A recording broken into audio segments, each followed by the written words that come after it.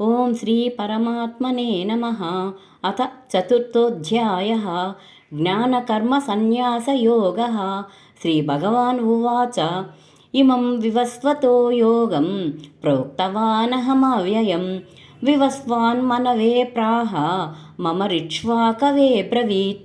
శ్రీ భగవానుడు ఇట్లు పలికెను, నేను నిత్య సత్యమైన ఈ యోగమును సూర్యునకు తెలిపితిని. సూర్యుడు తన పుత్రుడైన వైవస్వత మనువునకు దీనిని బోధించెను.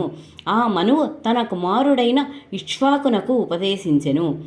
ఏవం పరంపరా ప్రాప్తం ఇమం రాజర్షయో విదుః సకాలే నేహ మహత యోగో నష్టః పరంతప.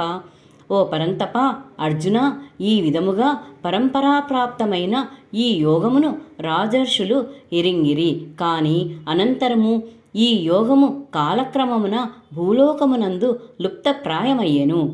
స ఏవాయం మయా తేజ్య యోగః ప్రోక్త పురాతనః భక్తోసి మే సకాచేతి రహస్యం హేతదోత్తమం. ఈ యోగము ఉత్తమమైనది, రహస్యముగా ఉంచతగినది. నీవు నాకు భక్తుడవు, ప్రియ సకుడవు కనుక మిక్కిలి పురాతనమైన ఈ యోగమును నేడు నీకు తెలుపుచుంటిని.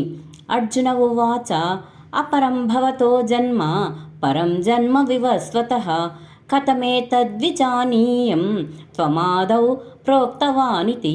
అర్జునుడు పలికెను, కృష్ణ, నీ జన్మ ఇటీవలిదే. సూర్యుని జన్మ కల్పాదియందు జరిగినది కనగా అతి ప్రాచీనమైనది. కనుక నీవు సూర్యునకు దీనిని ఉపదేశించుట ఎట్లు సాధ్యపడును? దీనిని నేను విశ్వసించుట ఎట్లు?